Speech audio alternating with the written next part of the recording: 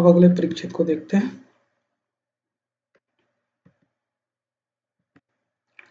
देखिए परिच्छेद नंबर 9, जनांकिकीय लाभांश का अवसर जो भारत में शुरू हो चुका है और जिसके और कुछ दशकों तक चलने की संभावना है, एक बहुत बड़ा संभावना है, समय है। तो क्या कह रहा है कि जनांकिकीय लाभांश का अवसर जो हमारे पास है, हमारे यहाँ शुरू हो चुका है और ये आने वाले कुछ दशकों तक संभावना है कि ये चलती रहेगी। तो लेखक कह रहा है कि ये हमारे लिए क्या है, एक बहुत बड़ा संभावना है। ठीक है, चलो ठीक। आगे कह रहा है कि जनांकिकीय लाभांश बुनियादी तौर पर कार्यकारी आयु जनसंख्या में स्फीति है। इसके बारे में बता रहा है, इसके कॉन्सेप्ट के बारे में कि जनांकिकीय लाभांश क्या है, बुनियादी तौर पर जो कार्यकारी आयु जनसंख्या है उसमें स्फीति है जनांकिकीय लाभांश।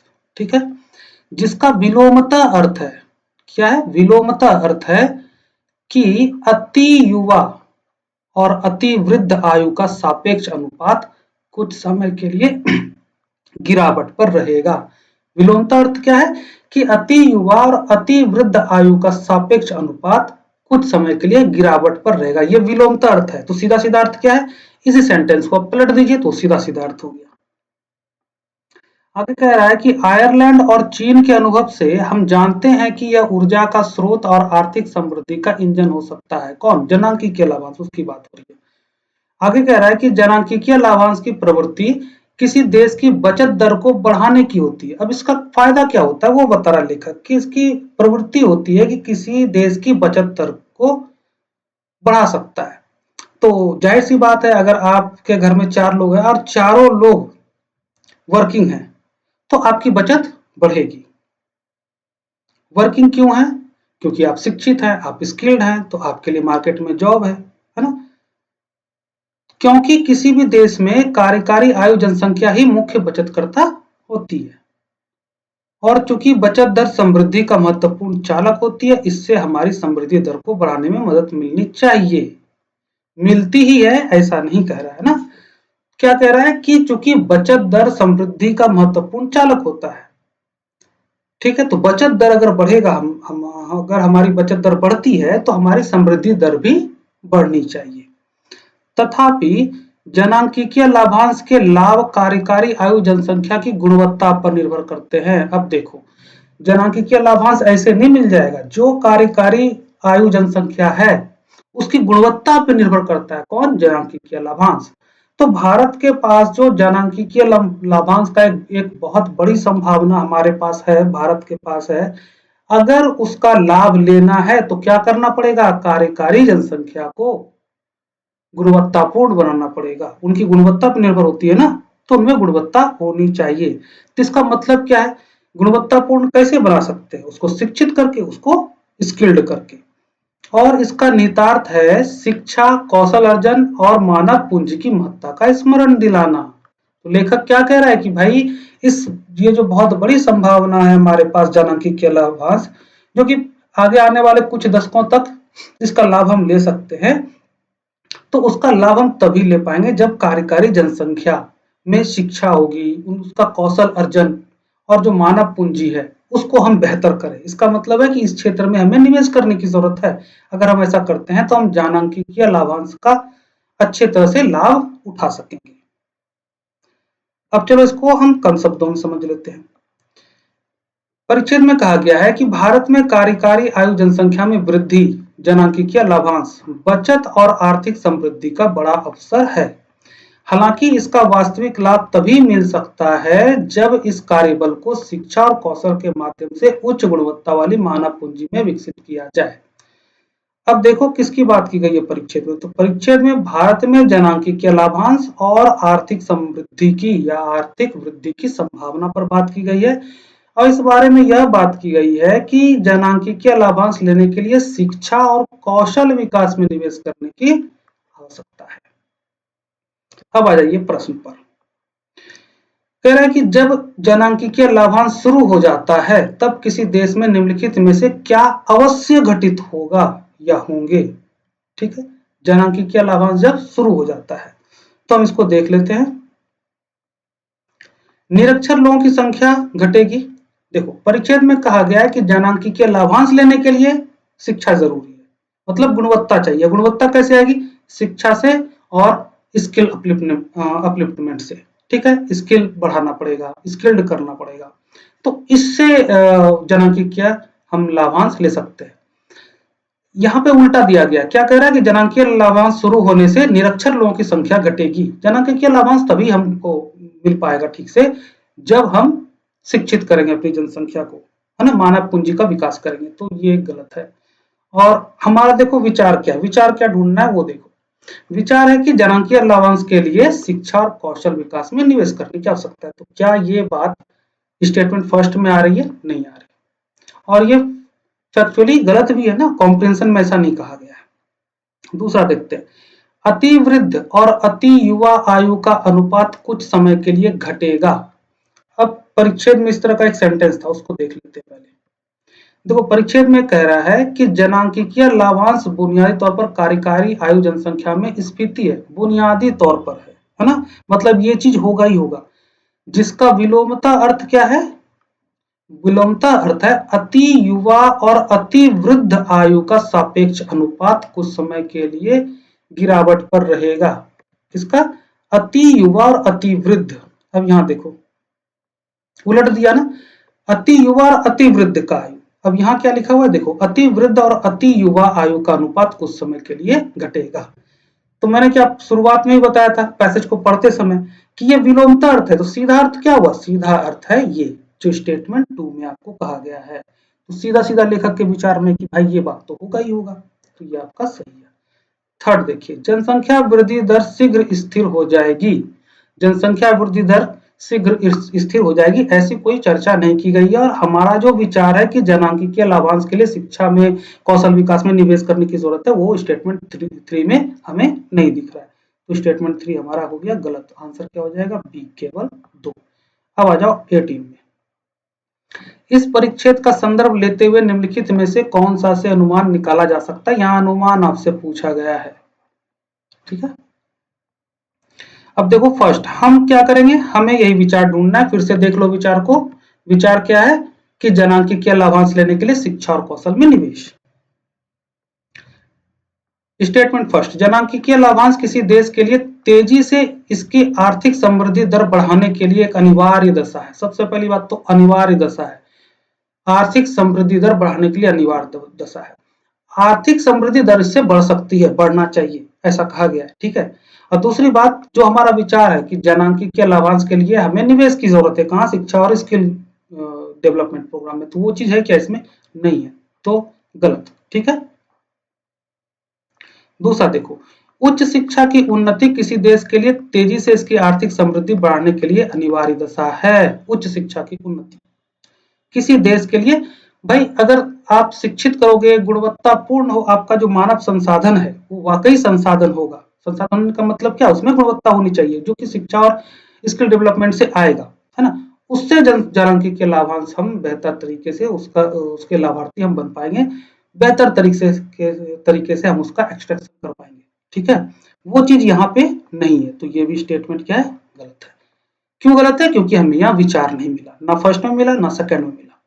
तो हमारा आंसर क्या हो जाएगा? डी, ना तो 1 और ना ही 2। अब आ जाओ अगले परिच्छेद पर। किसी आर्थिक संगठन में मानव को मशीनों की उत्पादकता से लाभान्वित होने का अवसर मिले तो यह उसे फुर्सत के बहुत अच्छे जीवन की ओर ले जा सकती है और बौद्धिक गतिविधियों तथा रुचियां रखने वाले लोगों को छोड़कर मानव के लिए अधिक फुर्सत उपभाऊ हो सकती है।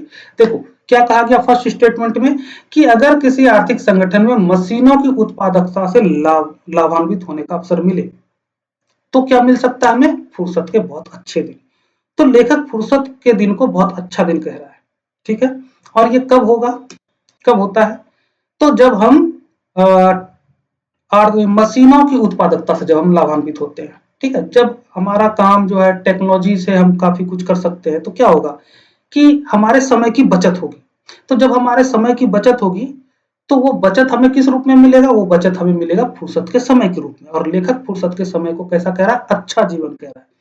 लेकिन लेखक एक बात और कह रहा है कि वे लोग जो बौद्धिक गतिविधियों में रुचियां रखते हैं उनको छोड़ दे तो बाकी के लिए क्या होगा, ये फुर्सत उबाऊ हो सकती है, होगा ही नहीं, हो सकती है, ठीक है।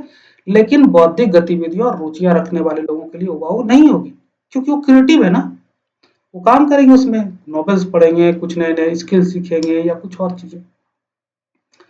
कह रहा है कि अगर फुर्सत में जीने वाली जनसंख्या को खुश रहना है तो इसे आवश्यक रूप से शिक्षित जनसंख्या होनी चाहिए।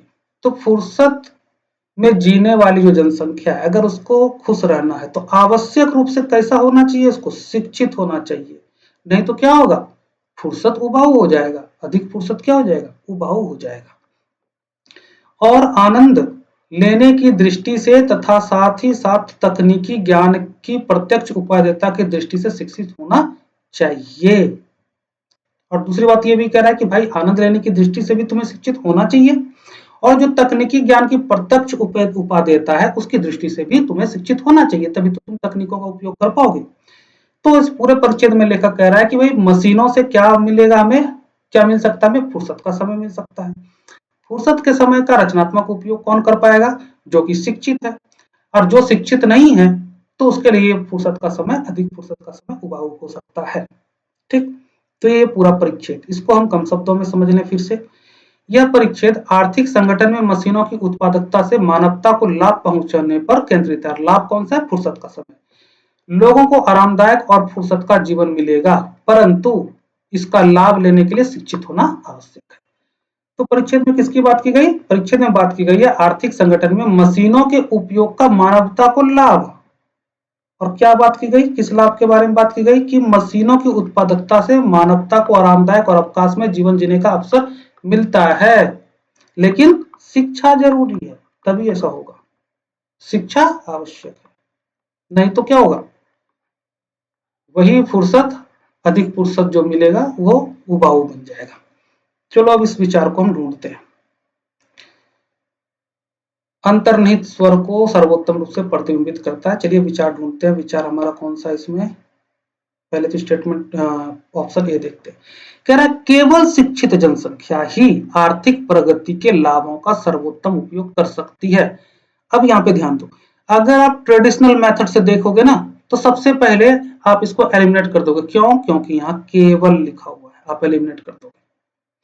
अब देखो एक बात ध्यान दो, केवल को छोड़ दो, लिखी हुई है कि शिक्षित जनसंख्या ही आर्थिक प्रगति के लाभों का सर्वोत्तम उपयोग कर सकती है। लेखक ये तो कह रहा है कि भाई मशीन की उत्पादकता से जो हमें फुर्सत का समय मिलेगा तो वो बहुत अच्छा जीवन होता है, लेकिन किसके लिए, जिनकी रुचियां हैं, बौद्धिक गतिविधियों में रुचियां हैं, जो शिक्षित है उनके लिए, बाकियों के लिए तो ये उबाऊ हो सकता है ना। तो और कह रहा है कि आवश्यक रूप से, यहां देखो आवश्यक, मैंने इसको सर्कल किया था, आवश्यक रूप से शिक्षित होना चाहिए। अगर इसका मतलब क्या है कि अगर वो शिक्षित नहीं है तो फुर्सत के समय का उपयोग नहीं कर पाएगा, उसका लाभ नहीं ले पाएगा। तो केवल शिक्षित जनसंख्या ही आर्थिक प्रगति के लाभों का सर्वोत्तम उपयोग कर सकती है। यहां हमें विचार मिल गया, ठीक है। तो इसलिए ट्रेडिशनल मेथड से जाओगे ना तो सबसे पहले तो ए को ही आप काटोगे, उसी को एलिमिनेट करोगे। एलिमिनेशन मेथड की सबसे बड़ी कमी तो यही है कि आपको उत्तर का पता नहीं चलता, आप गलत उत्तर छांटते छांटते सही उत्तर तक पहुंचने की कोशिश करते हो, जो कभी ठीक भी होता है और कभी ठीक नहीं होता है, गलत हो जाता है। ऐसे में आपका सी-सेट अटक जाता है, ठीक है। अब भी देख लो, यहां देखते हैं हम क्या ढूंढना है, हमें बस वही ढूंढना है, विचार कि फुर्सत के समय का रचनात्मक उपयोग कौन कर सकता है, शिक्षित जनसंख्या। सभी आर्थिक विकास का लक्ष्य फुर्सत का निर्माण होना चाहिए, यहां भी विचार नहीं मिला। सी में देखो, किसी देश की शिक्षित जनसंख्या में वृद्धि इसके लोगों को उनमें खुशी की वृद्धि की ओर ले जाती है। नहीं, फुर्सत के समय का उपयोग कौन कर पाएगा, जो शिक्षित है, ये बात है, ठीक है। फुर्सत के समय का उपयोग कौन कर पाएगा, शिक्षित जनसंख्या कर पाएगी। अब ये क्या कह रहा है, किसी देश की शिक्षित जनसंख्या में वृद्धि इसके लोगों को उनमें खुशी की वृद्धि की ओर ले जाती है। भाई फुर्सत का समय कहाँ है इसमें, फुर्सत का समय का तो कोई जिक्र ही नहीं है, तो विचार यहाँ नहीं है, सी गलत हो गया। डी देखो, मशीनों के उपयोग को प्रोत्साहित करना चाहिए ताकि इससे फुर्सत में जीने वाली बड़ी जनसंख्या का सृजन हो। मशीनों के उपयोग से फुर्सत का समय मिलेगा ही मिलेगा, ऐसा नहीं कह रहा है, मिल सकता है, और अगर मिलता है तो उसका लाभ कौन ले सकता है, ये बात है, ये विषय है और ये विचार है, वो विचार डी में नहीं है, तो इसको भी हटाओ। ठीक है, अब सबको चेक करने नहीं बैठेंगे कि भैया देखो क्लियरली यहाँ पे कहा गया है कि नहीं पैसेज में ये वो, बस आपको सिंपल सा विचार निकलना, देखना है विचार इसमें है या नहीं है, नहीं है तो सीधे गलत करो, काटो। रीजन जानने की जरूरत नहीं है, एक ही रीजन है कि इसमें लेखक का विचार नहीं है, इसमें पैसेज का सेंट्रल आइडिया नहीं है, बस इतना ही काफी है। इससे ज्यादा जानने के चक्कर में रहोगे, दिमाग लगाने के चक्कर में रहोगे, हमेशा कंफ्यूज रहोगे जैसे अभी तक रहे हो। इसका आंसर हो जाएगा ए। अगला परिच्छेद देखो, अगर उपहार अब जबकि हम बड़े हो चुके हैं, देखो अपने आप से कनेक्ट करना, हमारी आपकी बात चल रही है। अगर उपहार अब जबकि हम बड़े हो चुके हैं इसमें कम रोमांच पैदा करते हैं, है ना, सही बात है, हमें उपहार अब कम ही रोमांच पैदा करता है। कोई उपहार दे दिया और बच्चे की तरह उछलने लग गए जैसे बच्चे उछलते हैं, क्या आप ऐसा करते हो? क्या आप में वैसा रोमांच उत्पन्न होता है अगर कोई आपको गिफ्ट दे तो? नहीं। हाँ, कोई खास पर्सन गिफ्ट दे दे जैसे कि वैलेंटाइन डे में, तो वो अलग बात है ना, या किसी खास मौके में आप एक्सपेक्ट कर रहे थे कि फला व्यक्ति बहुत अच्छा गिफ्ट देगा, आपको मिला और आप खुशी से उछलने लगे, दैट इज डिफरेंट थिंग ना। लेकिन जनरली क्या होता है, जनरल बात यहाँ की गई है, जनरली हमें कमी रोमांच होता है इस बात से। तो शायद यह इसलिए, अब देखो रीजन बताएगा कि भाई ऐसा क्यों होता है, लेकिन शायद, पक्का नहीं कह सकता वो, है ना, शायद यह इसलिए कि हमारे पास पहले से ही बहुत कुछ है। हाँ, ये एक कारण बताया लेखक। या शायद यह इसलिए है कि हम देने के आनंद की पूर्णता को और इसके साथ ही पाने के आनंद की पूर्णता को भी खो चुके हैं, है ना। तो लेखक कह रहा है कि भाई देखो ये भी रीजन हो सकता है शायद इस वजह से, या फिर शायद इस वजह से, लेखक खुद भी पक्का नहीं है, लेखक के पास एक से ज्यादा रीजन है।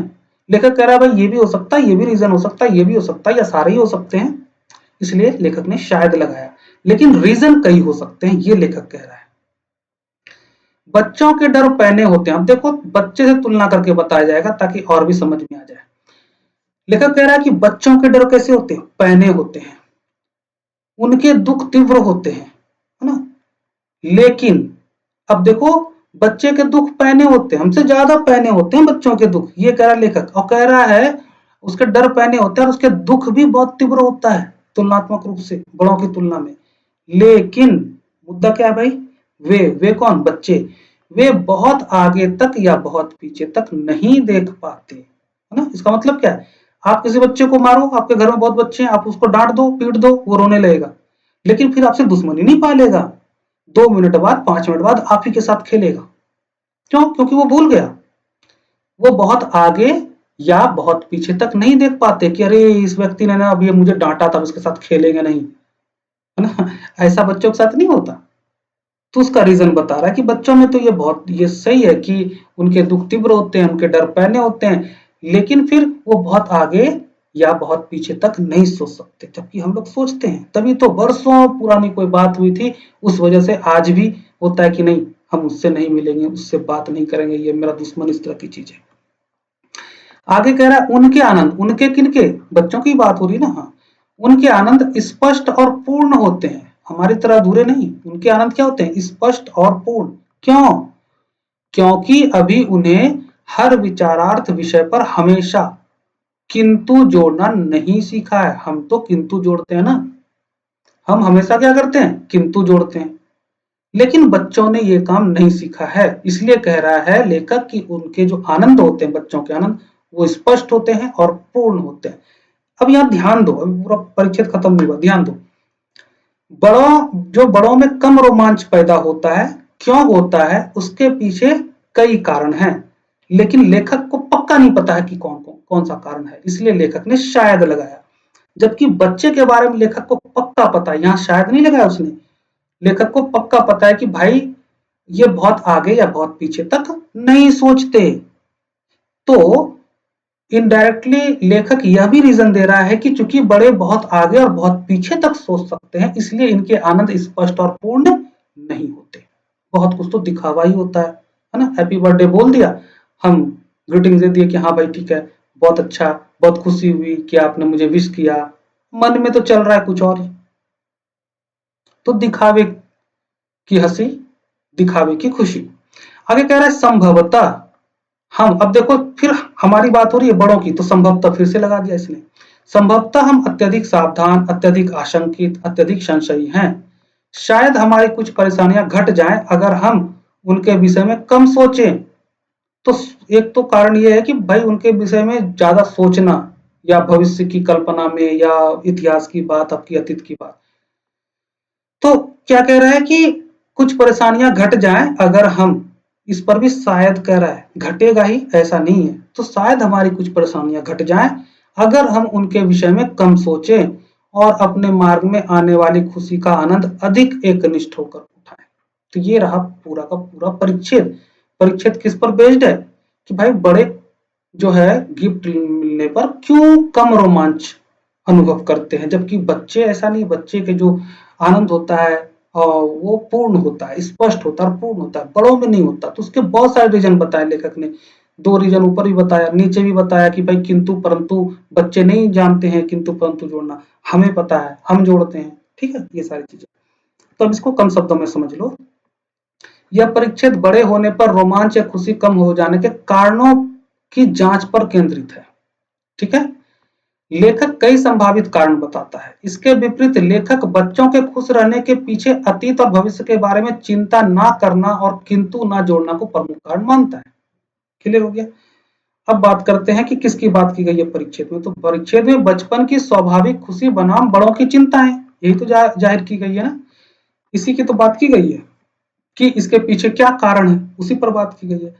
और बात क्या की गई है कि बच्चे अतीत और भविष्य के बारे में चिंता नहीं करते, जबकि वयस्कों में कई कारणों से रोमांच कम हो जाता है। लेखक कई कारण बता रहा है, शायद ये, शायद ये, शायद ये। ठीक है, तो हमें यही देखना है कि विचार क्या रहेगा कि बच्चे अतीत और भविष्य के बारे में ज्यादा चिंता नहीं करते, और बड़ों के बारे में विचार क्या है कि भाई ये कम रोमांच फील करते हैं, अनुभव करते हैं। इसके बहुत सारे रीजन हैं। तो ये है विचार। अब चलो इस विचार को हम ढूंढते हैं। प्रश्न है कि इस परिच्छेद का संदर्भ लेते हुए निम्नलिखित कथनों में से कौन सा एक सही है। कोई भी टैलेंट वर्ड्स नहीं है यहाँ पर। आपको क्या करना है, आपको विचार ढूंढना है वापस से। चलो ढूंढते हैं। ए, वयस्कों के लिए उपहारों से रोमांचित महसूस करना संभव नहीं है। भाई बात हो रही है कि वो कम रोमांचित महसूस करते हैं, उसके रीजन पे बात कर रहा है लेखक, है ना, बच्चों की तुलना में। तो संभव नहीं है, तो हमारा विचार यहां नहीं मिला।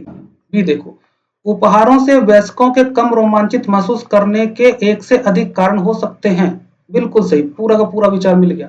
लेखक ये तो कह रहा है कि भाई बड़े कम रोमांच महसूस करते हैं, शायद ये कारण हो, शायद ये कारण हो, शायद ये कारण हो, मतलब कई कारण है, एक से ज्यादा कारण हो सकते हैं जिसकी वजह से कम रोमांच अनुभव करता है।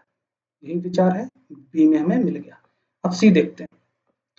लेखक को यह पता नहीं है कि वयस्क उपहारों से कम रोमांचित क्यों महसूस करते हैं। उसको पता है, उसको कई कारण पता है, ये भी कारण, ये 3 भी, 4 भी, कई कारण पता है ना। उसको ये नहीं पता कि एग्जैक्टली कौन सा कारण जिम्मेदार है, लेकिन लेखक को ये पता है कि ये भी कारण हो सकता है, ये भी हो सकता है, ये भी हो सकता है, ये भी हो सकता है। तो लेखक को तो पता है जो बात बी में कहा गया कि एक से अधिक कारण हो सकते हैं, लेखक को पता है। तो सी में विचार नहीं मिला। अब डी देखो, वयस्कों में प्रेम करने या प्रेम किए जाने के आनंद को महसूस करने की कम क्षमता होती है, उसमें क्षमता ही नहीं होती है। रीजन बताया गया है, कई सारे रीजन कि कुछ भी हो सकता है। ऐसा नहीं कहा गया कि क्षमता ही नहीं होती, कम रोमांच महसूस करता है, ऐसा थोड़ी कि रोमांच महसूस नहीं करते। तो बी हो गया इसका आंसर। अब 21 का देखो, इस परिच्छेद का लेखक किसके विरुद्ध है। तो लेखक क्या कह रहा है, देखो ऑप्शन पढ़ने से पहले ही समझ लो जो हमने परिच्छेद में देखा कि लेखक क्या कह रहा है कि जो बड़े हैं वो कम रोमांच महसूस करते हैं, संभवतः ये कारण होगा। लेकिन बच्चों के बारे में पक्का वो कहता है कि बच्चे इसलिए उनका जो आनंद होता है वो पूर्ण होता है, स्पष्ट होता है, क्योंकि ये ज्यादा पीछे और ज्यादा आगे के बारे में नहीं सोचते हैं, है ना। तो लेखक किसके विरुद्ध है, लेखक इसी बात के विरुद्ध है कि भाई बहुत ज्यादा आगे, बहुत ज्यादा पीछे सोचोगे तो आनंद नहीं ले पाओगे। ठीक है, ये देखो, अतीत और भविष्य के बारे में अत्यधिक चिंता करना, यही तो मेन मुद्दा है। बड़े यही तो करते हैं, तभी तो किंतु परंतु लेकिन लगाते रहते हैं, है ना, जिस वजह से उनका रोमांच कम हो जाता है। बच्चों में ये नहीं होता है, इसलिए उनसे अगर आपकी लड़ाई भी हो गई, आपने डांट दिया, वो रो भी दिया, तो 5-10 मिनट बाद मना लो, साथ में खेलेगा। ठीक, बी में देखते हैं उपहारों के बारे में सोचने की आदत के वशीभूत होना, यहाँ विचार नहीं मिला। सी देखो नई चीजों से रोमांचित ना होना, ये थोड़ी कह रहा है, कारण बता रहा है भाई रोमांच क्यों कम हो जाता है, यहाँ भी नहीं मिला। डी केवल आंशिक रूप से आनंद देना या प्राप्त करना, तो विचार कहाँ मिला हमें, ए में, तो हमारा उत्तर क्या हो गया, ए।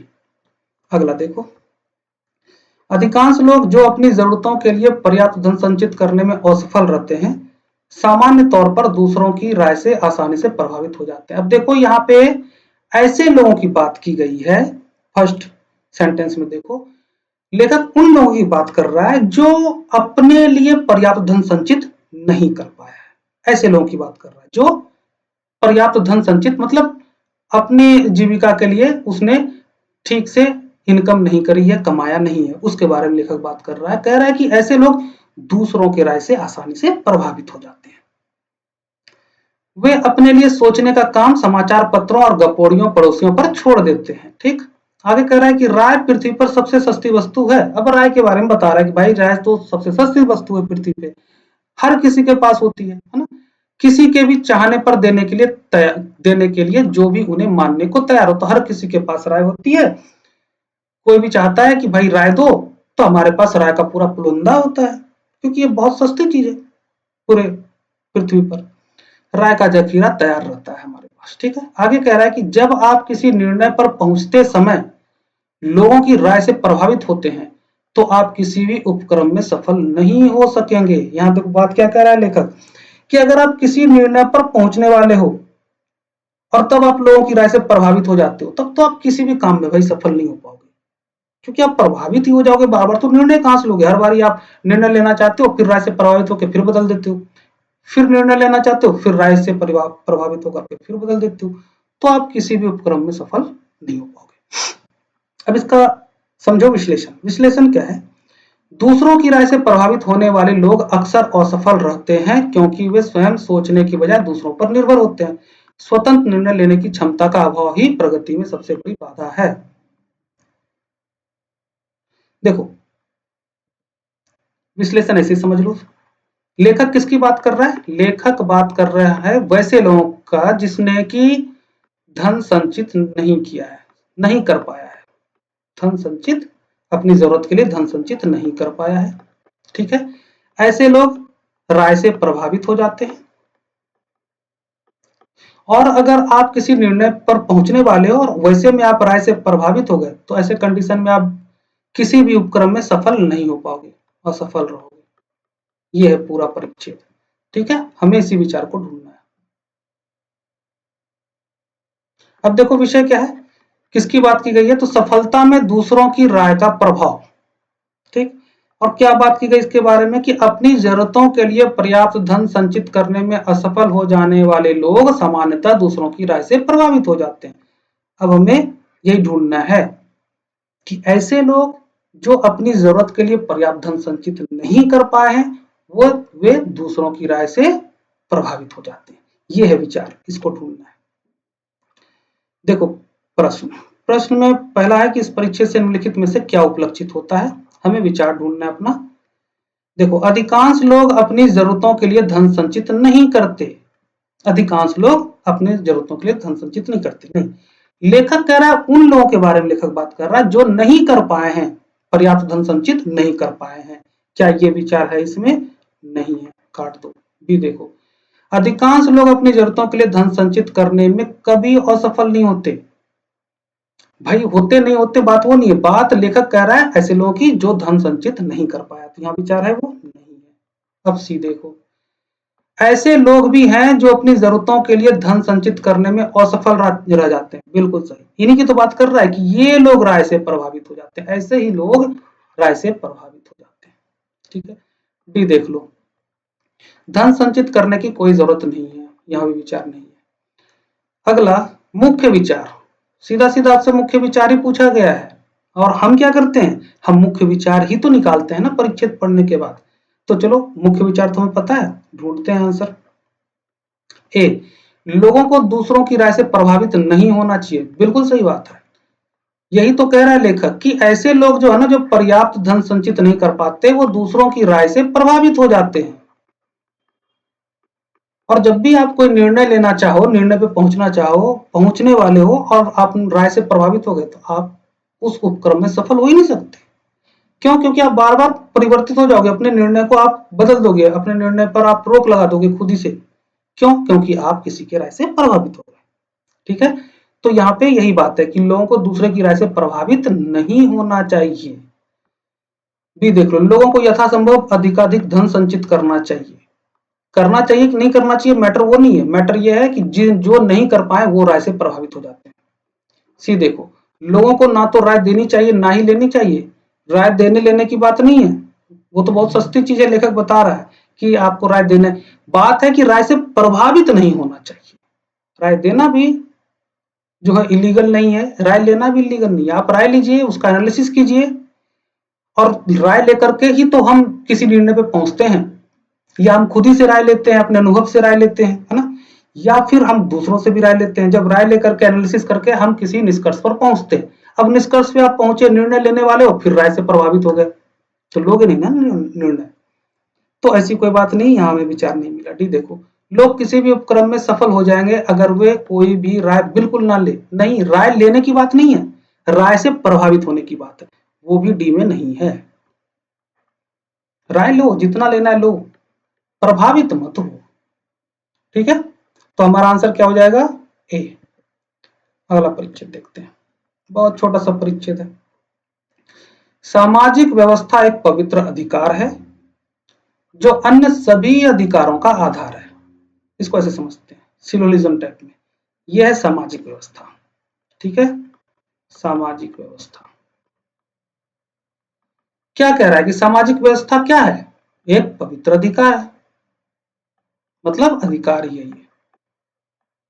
तो सामाजिक व्यवस्था अधिकार है जो अन्य सभी अधिकारों का आधार है। तो सारे अधिकार इसके अलावा कहां है? इसी के अंदर हैं। सबका आधार, जितने भी अधिकार हैं वो सबका अधिकार आधार कौन है? वो सामाजिक व्यवस्था है। और सामाजिक व्यवस्था खुद क्या है? एक पवित्र अधिकार है।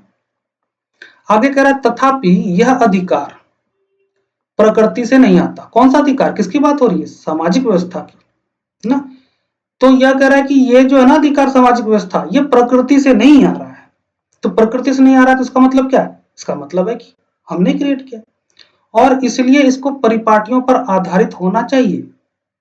जब ये प्रकृति से नहीं आ रहा है, हमने बनाया है, तो इनको परिपाटियों पर आधारित होना चाहिए। किनको? इन सामाजिक व्यवस्था को। तो परिपाटी तो बनी हुई ना कि समाज में कौन कौन से अधिकार हैं, नहीं है, ये सारी चीजें बनी हुई है। यही कह रहा है ये पैसेज, इसको समझ लो। शायद इसमें विश्लेषण मैंने दिया नहीं है, क्या ही दूं, इतना छोटा सा है। ठीक है, देखो इसमें पूछा क्या गया, उपर्युक्त परिच्छेद का संदर्भ लेते हुए निम्नलिखित कथनों में से कौन सा से सही है। अब देखो पहला स्टेटमेंट, ये है विचार आपका।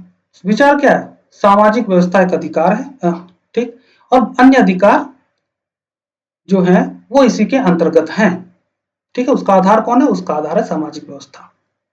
अब हमें ढूंढना है, परिपाटियां मनुष्य के अधिकारों के स्रोत हैं। बिल्कुल सही। क्या कह रहा है? और इसलिए इसको परिपाटियों पर आधारित होना चाहिए। किसको? सामाजिक व्यवस्था, उसी की बात हो रही ना। सामाजिक व्यवस्था को परिपाटियों पर आधारित होना चाहिए, और बाकी जितने अधिकार हैं वो कहां हैं? उसका आधार कौन है? ये सामाजिक व्यवस्था ही तो है। तो परिपाटियां मनुष्य के अधिकारों का स्रोत है। क्या है? परिपाटियां मनुष्य के अधिकार का स्रोत है। क्यों? क्योंकि सामाजिक व्यवस्था के अंतर्गत ही सारे अधिकार हैं, और सामाजिक व्यवस्था के लिए सामाजिक व्यवस्था किस पर आधारित है? वो परिपाटियों पर आधारित है। तो सारे अधिकार का स्रोत कौन हो गया? परिपाटी हो गई। ठीक है, तो ये रहा आपका विचार। दूसरा देखते हैं, मनुष्य के अधिकारों का केवल तभी प्रयोग किया जा सकता है जब एक सामाजिक व्यवस्था हो। बिल्कुल बात सही है, क्योंकि इसी सामाजिक व्यवस्था के अंतर्गत ही, इसके अंदर ही सारे अधिकार हैं। तो किसी भी अधिकार का उपयोग तभी किया जा सकता है, प्रयोग तभी किया जा सकता है जब सामाजिक व्यवस्था हो, नहीं तो नहीं किया सकता, है ना। ठीक, हमने पहले देखा था प्राकृतिक राज्य और फिर राज्य की जो कल्पना आई, बस वही है, सेम चीज, कॉन्सेप्ट वही है। तो आंसर क्या हो जाएगा हमारा? सी। अब अगले परिच्छेद में चलो। अनुसंधान को प्रोत्साहित करना किसी विश्वविद्यालय के कार्यों में से एक है। तो विश्वविद्यालय के कार्य बहुत सारे कार्य हैं, उनमें से एक कार्य क्या है? अनुसंधान को प्रोत्साहित करना। कह रहा है कि समकालीन विश्वविद्यालयों ने अनुसंधान को प्रोत्साहित किया है, ये कार्य भी है और उन्होंने किया भी है। कह रहे ना केवल उन मामलों में जहां अनुसंधान आवश्यक है, बल्कि सभी प्रकार के पूर्ण औलापकर विषयों में भी। कह रहा है कि ये विश्वविद्यालय जो है, इनका काम है कि अनुसंधान को प्रोत्साहित करे और इन्होंने अनुसंधान को प्रोत्साहित किया भी है।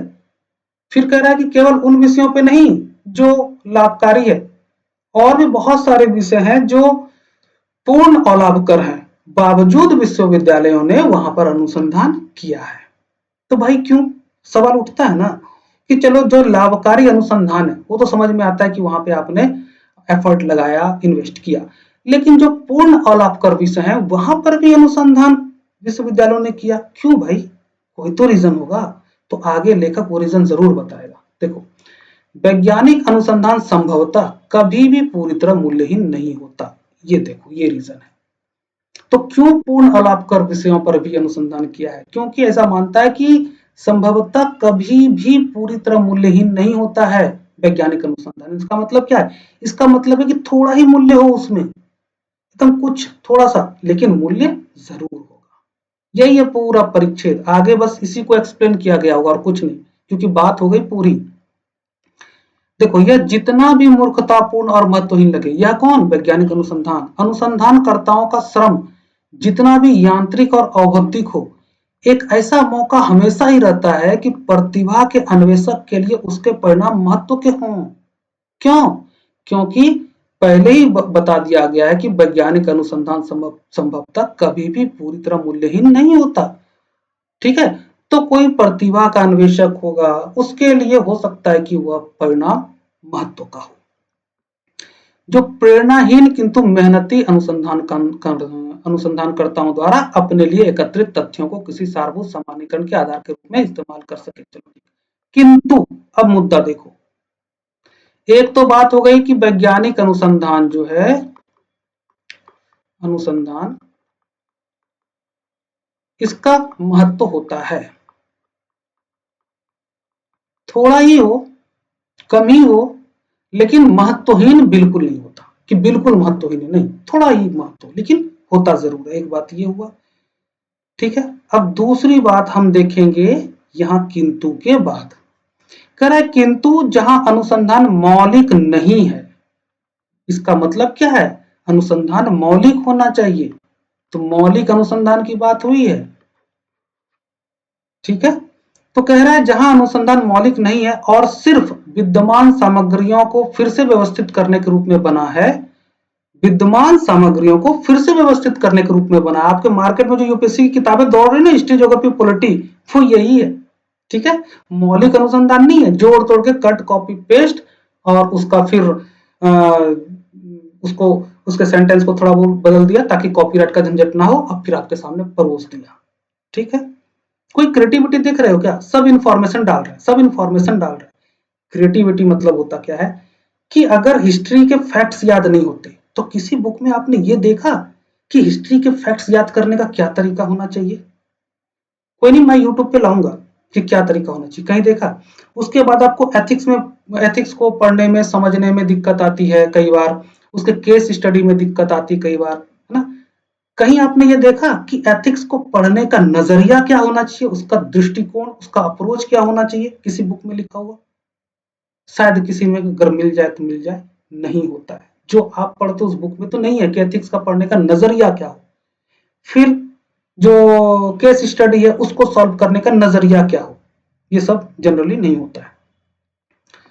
तो कह रहा है कि जहां अनुसंधान मौलिक नहीं है और सिर्फ विद्यमान सामग्री को फिर से व्यवस्थित करने के रूप में बना है, जहां इसका उद्देश्य वैज्ञानिक ना होकर साहित्य या ऐतिहासिक हो, है ना, तो यह आशंका है कि पूरा कार्य निरर्थक बनकर रह जाए, मतलब वो वैज्ञानिक अनुसंधान महत्वहीन हो जाए, ऐसी आशंका है। लेकिन अगर वैज्ञानिक अनुसंधान मौलिक है ना, और वो साहित्यिक या ऐतिहासिक नहीं है, वैज्ञानिक है और मौलिक है, तो उसका कुछ ना कुछ महत्व हमेशा रहेगा। ये पूरा परिच्छेद देख लो, इसका विश्लेषण।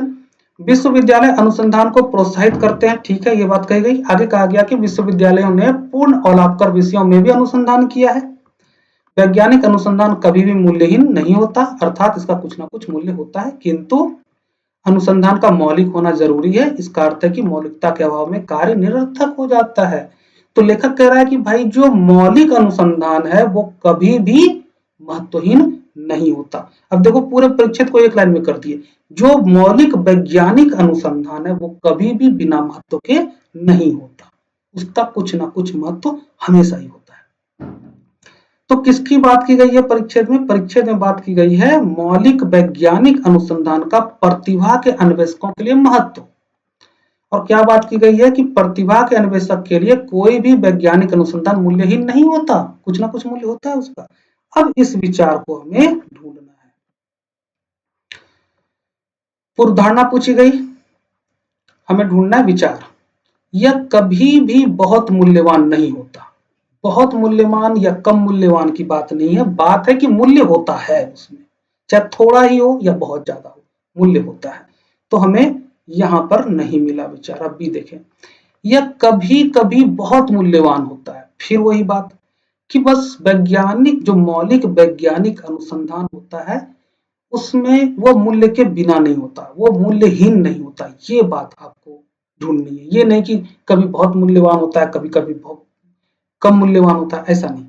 सी देखो, यह कभी भी कुछ ना कुछ मूल्य के बिना नहीं होता। हाँ बिल्कुल, इसमें कुछ ना कुछ तो मूल्य होता है, यही बात तो हम ढूंढ रहे हैं ना, यही तो विचार है। लेखक ये तो कह रहा है कि जो मौलिक वैज्ञानिक अनुसंधान है उसका कुछ ना कुछ तो मूल्य होगा, किसी ना किसी के लिए, किसी के लिए भी, चाहे आज या सदियों बाद, लेकिन वो मूल्यहीन नहीं होगा, बशर्ते कि वो मौलिक वैज्ञानिक अनुसंधान होना चाहिए। मौलिक नहीं है तो हो सकता है कि वो मूल्यहीन हो, निरर्थक हो। तो सी में हमें विचार मिल गया। डी भी देख लो, यह हमेशा ही बहुत मूल्यवान होता है। गलत। क्लियर हो गया? सी इसका आंसर।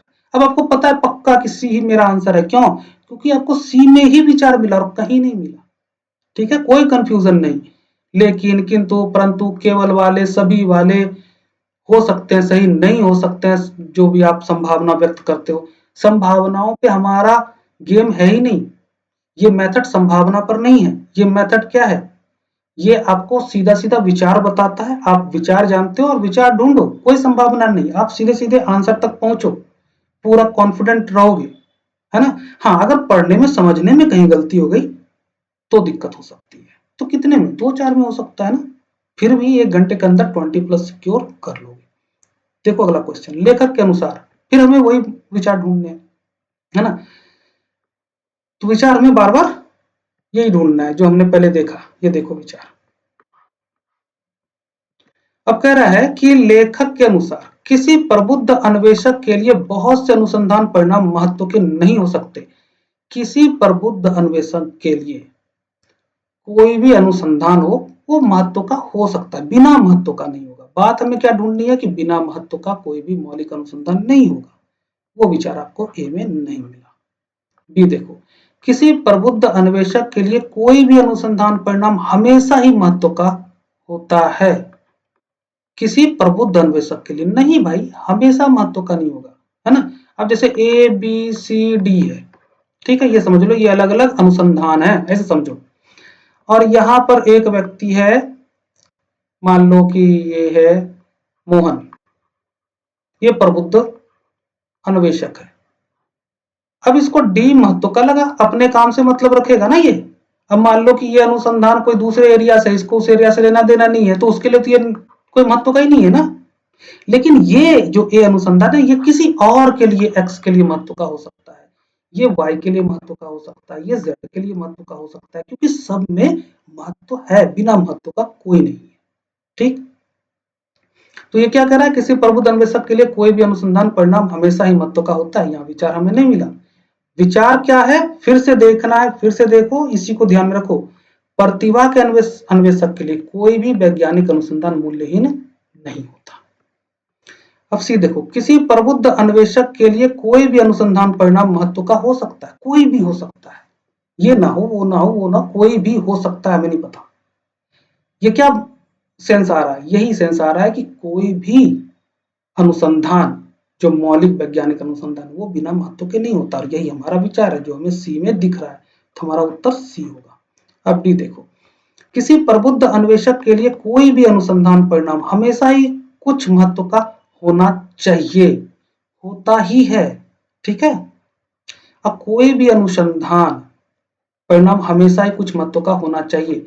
भाई अब मेरा एरिया बायोटेक्नोलॉजी है ना, अब मैं फिजिसिस्ट तो हूं नहीं, तो जो फिजिक्स में या उसमें अंतरिक्ष विज्ञान में उसमें कोई अनुसंधान हुआ है, भाई मुझे जरूरी नहीं कि मेरा कोई मतलब हो वहां, मुझे वहां कुछ महत्व दिखे, जरूरी नहीं है। लेकिन कोई और प्रतिभा का अन्वेषक होगा, उसके लिए वो महत्व का हो सकता है। तो कोई भी अनुसंधान बिना महत्व के नहीं होता, ये बात ढूंढनी है। तो वो हमें सी में ही मिला कि किसी प्रबुद्ध अन्वेषक के लिए कोई भी अनुसंधान परिणाम महत्व का हो सकता है। ठीक है, डी में नहीं मिला, तो आंसर क्या हो गया? सी। अब अगला चलो, ये अंतिम है।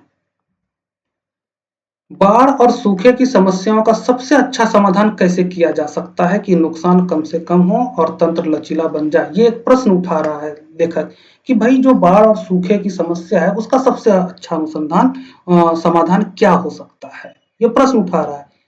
तो लेखक समाधान भी या तो बताएगा या फिर उसका प्रश्न खत्म हो जाएगा और उत्तर की वो डिमांड करेगा। ठीक है, तो ये प्रश्न उठाया, कह रहा है इस प्रसंग में एक महत्वपूर्ण बिंदु जिस पर ध्यान दिया जाना चाहिए वह यह है कि भारत में 120 दिनों जून से सितंबर के दौरान अत्यधिक वार्षिक वर्षा का 75% जल प्राप्त होता है। कहता है भाई 120 दिन जो है मानसून का समय, उसमें अत्यधिक वर्षा जल प्राप्त होता है, लगभग 75%। और शेष 245 दिनों के दौरान अत्यल्प जल प्राप्त होता है, मतलब बाकी के 25%। तो कह रहा इस फैक्ट्स पे हमें ध्यान देना है, इस फैक्ट्स पे हमें ध्यान देना है। आगे कह रहा है जल उपलब्धता की इस विषम स्थिति को इस तरह प्रबंधित और विनियमित किया जाना चाहिए ताकि वर्ष भर जल का उपभोग बना रहे। कह रहा है कि अब जो ये विषम स्थिति है ना, इसी को प्रबंधित करना है हमें और विनियमित करना है, और इस तरह से करना है कि पूरा वर्ष जल का उपभोग बना रहे। मतलब कि बाढ़ और सूखे की समस्या से निपटने के लिए क्या करना होगा कि ये जो विषम स्थिति है हमारे यहाँ पे जल को लेकर के कि 120 दिन तक ही अत्यधिक वर्षा होती है, बाकी समय 245 दिन तक जो है बहुत कम वर्षा होती है, और जिस वजह से कहीं बाढ़ और कहीं सूखे की स्थिति होती है। तो इसको कैसे प्रबंधित किया जाए? तो इसको इस तरह से प्रबंधित और विनियमित किया जाए कि वर्ष भर जल का उपभोग बना रहे। ठीक, अब यहाँ देखो ध्यान से, बाढ़ और सूखे की बात की गई है। तो लेखक क्या कह रहा है, बाढ़ कब आता है? जब आपको जो मानसून में वर्षा का जल प्राप्त हो रहा है आप उसको संचित ना कर पाए, है ना, तब बाढ़ आ जाती है, वो फैल जाता है और फिर कहीं पे सूखा पड़ता है। तो बाढ़ से बचने के लिए क्या करना होगा? बाढ़ से बचने के लिए पानी को संचित करना होगा, स्टॉक करना होगा। ठीक है, और फिर सूखा से निपटने के लिए क्या करना होगा? यहां से पानी को जहां पे जरूरत है वहां भेजना होगा। इतना ही मामला है इसमें। अब इसको ध्यान से देखो, निम्नलिखित में से कौन सा एक व्यवहारिक तर्कसंगत और टिकाऊ समाधान के सर्वोत्तम रूप से प्रतिबिंबित करता है? तो पूछ रहा है कि कौन सा सर्वाधिक तर्कसंगत, व्यवहारिक और टिकाऊ समाधान, मतलब सस्टेनेबल समाधान होना चाहिए, इसके बारे में पूछ रहा है। ए देखो, पूरे देश में कंक्रीट की विशाल भंडारण टंकियों और नहरों का निर्माण करना। देखो ये एक समाधान है, हाँ बिल्कुल, ध्यान से समझना इसको, बहुत सारे परिच्छेद बनेंगे इससे आपके। तो ये एक समाधान है, हाँ है। ठीक, दूसरा देखो, फसल लेने के स्वरूपों और कृषि प्रथाओं में बदलाव, ये एक समाधान है? नहीं, ये समाधान नहीं है ना, बहुत दूर से कनेक्ट होता तो अलग बात है, डायरेक्ट समाधान तो नहीं है, तो बी तो हटा दो। अब सी देखो, पूरे देश में नदियों को आपस में जोड़ना, क्या ये समाधान है? हाँ बिल्कुल, ये भी समाधान है, क्योंकि इससे क्या होगा कि जहां बारिश हो रही है तो वहां पे बाढ़ की संभावना होती है, तो जब नदी आपस में इंटरलिंक होगा तो पानी वैसे जगह पहुंच जाएगा जहां पर बारिश नहीं हो रही, जहां पे पानी की जरूरत है ना। तो जहां बाढ़ की स्थिति बनती है वहां से पानी को हम दूसरी जगह पे भेज सकते हैं, तो ये भी समाधान है बिल्कुल। तीसरा देखो, बांधों और जलभरों के जरिए जल का सुरक्षित भंडार रखना। संचित करेंगे तभी तो वर्ष भर जल का उपभोग बना रहेगा, नहीं तो बाढ़ भी आएगी, पानी बर्बाद होगा, बाढ़ आएगी, है ना। तो देखो डी भी समाधान है, ए भी समाधान है, सी भी समाधान है और डी भी समाधान है। अब कंफ्यूजन शुरू कि अब करे तो करे क्या। अब देखो यहाँ पे प्रॉब्लम क्या आएगी। ए तो चलो ए है कि पूरे देश में कंक्रीट की विशाल भंडारण टंकियों और नहरों का निर्माण करना, तो आप इसको एलिमिनेट कर पाओगे। ए को बहुत एस्पिरेंट जो है, बहुत बच्चे एलिमिनेट कर देंगे। बी तो समाधान है ही नहीं, खैर, तो ये भी एलिमिनेट हो गया। अब बचा सी डी। कंफ्यूजन देखना दोस्त, सी और डी। अब यहाँ पे पूरे देश में नदियों को आपस में जोड़ना और बांधों और जलभरों के जरिए जल का सुरक्षित भंडार रखना। ठीक, अब दोनों में कंफ्यूज, करे तो करे क्या। तब आप देखोगे कि यार ये जो नदियों को जोड़ने की आपस जो परियोजना है वो तो भारत में चल भी रही है, और भारत में बहुत लंबे समय से इस पर डिस्कशन हो रहा है, विचार किया जा रहा है ना, डिबेट्स भी बहुत सारे हुए।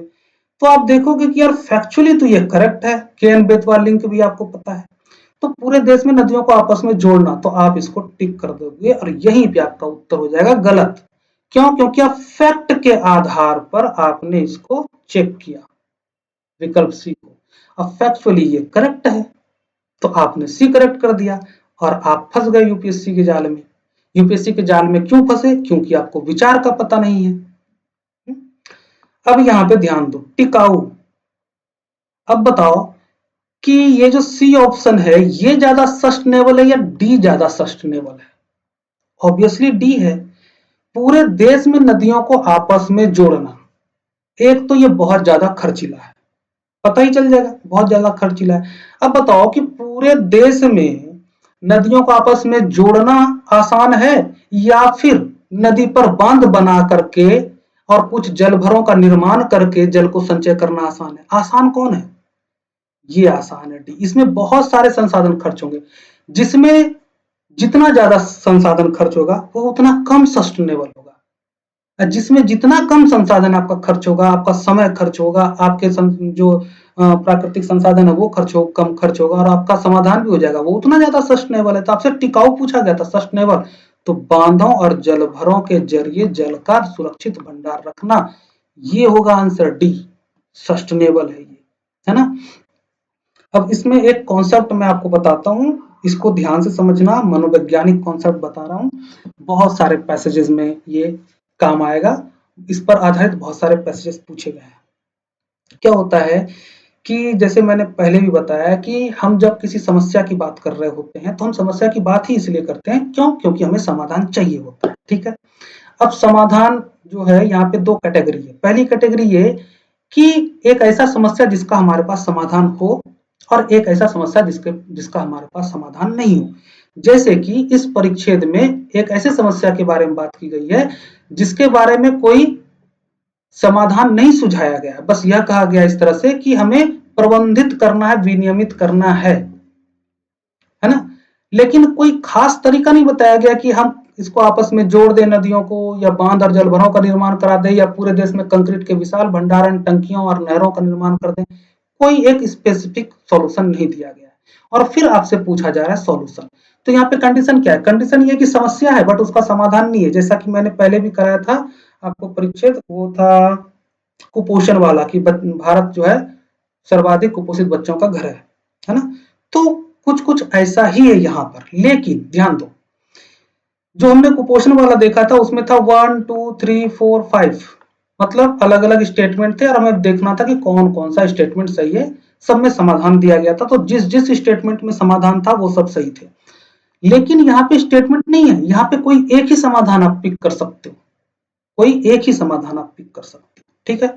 तो मान लो कि आपके साथ कोई समस्या है और उस समस्या का 4 समाधान आपको मिला, 4 समाधान, ठीक है। कोई इंटेलेक्चुअल व्यक्ति ने, जिसको आप मानते हो, उन्होंने आपको 4 समाधान दिया, लेकिन एक शर्त रखी। शर्त यह है कि भाई चारों समाधान तुम नहीं ले जा सकते, तुमको एक ही ले जाना पड़ेगा।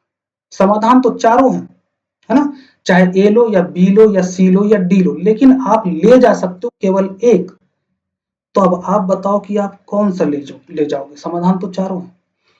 तो ऐसे में आप वही समाधान ले जाओगे जो जिसमें आपका संसाधन कम खर्च हो, आपका समय कम खर्च लगे, आपको जो अगर पैसे खर्च करने पड़ रहे हैं तो वो कम लगे, मेहनत कम लगे, आप ऐसा ही समाधान ले जाओगे। मतलब इसको क्या कहेंगे, सस्टेनेबल, जो अधिक सस्टेनेबल है। समाधान सारे हैं लेकिन जो अधिक सस्टेनेबल है, अधिक टिकाऊ है, वही ना करोगे। तो यहाँ देखो ए भी समाधान है, सी भी समाधान है, डी भी समाधान है, लेकिन फिर सस्टेनेबल, ज्यादा सस्टेनेबल कौन है, डी। सी में भी देखो बहुत सारा संसाधन खर्च होगा और इसका क्या परिणाम निकलेगा वो भी अभी तक डिस्कस नहीं है पूरी तरह से। उसके बाद पूरे देश में कंक्रीट के विशाल भंडारण टंकियों का बनाना, बहुत सारा संसाधन खर्च होगा। फिर नहरों का निर्माण करना, बहुत सारा संसाधन खर्च होगा। ठीक है, लेकिन अगर हम बांध बना दें नदियों पर तो अब बाढ़ की समस्या से निपटा जा सकता है। बांध बना करके उसमें संसाधन भी कम खर्च होंगे और हम पानी को वहां पे संचित कर लेंगे। ठीक है, और जलभरों का भी निर्माण करेंगे, सुरक्षित भंडारण बफर रखेंगे। तो उससे क्या होगा कि बाढ़ की समस्या भी निपटा जा सकेगा और सूखे की समस्या से भी निपटा जा सकेगा। क्यों? क्योंकि पूरे वर्ष जो जल का उपभोग है वो बना रहेगा। क्लियर हो गया? तो डी होगा इसका सही आंसर। तो ये हो गया हमारा 2022 का कॉम्प्रिहेंशन खत्म। हम अगले लेक्चर में 2023 का कॉम्प्रिहेंशन लेके आएंगे। जब आप इस वीडियो को देखो तो कमेंट जरूर करो, क्या आपको सही लगा, क्या आपको इसमें प्रॉब्लम लगी, कहाँ समझने में प्रॉब्लम आई, कुछ आपके क्वेश्चन है तो वो सब आप कमेंट में दे सकते हो। अगर आपको ये अच्छा लगा तो आप उसके लिए भी मुझे बताओ कि हाँ आपको ये अच्छा लगा, आपको ये बातें अच्छी लगी।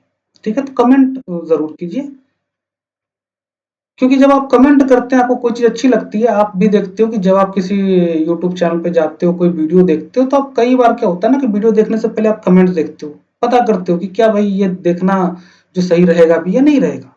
तो उसी तरह जब कोई दूसरा देखेंगे तो आप ही के तो कमेंट देखेंगे। तो आप अगर वहां क्वेश्चन करोगे तो अगला उस क्वेश्चन का आंसर उस वीडियो में है या नहीं है, इसको ढूंढने का प्रयास करेगा। या आपके कमेंट से बहुत कुछ पता चल जाता है। अगर ये आपके लिए फायदेमंद है तो आप कमेंट के माध्यम से बताएं ताकि दूसरे तक भी ये पहुंच सके। ठीक है, तो चलो फिर मिलते हैं हम लोग अगले लेक्चर में 2023 के कॉम्प्रिहेंशन के साथ। Take care, bye bye.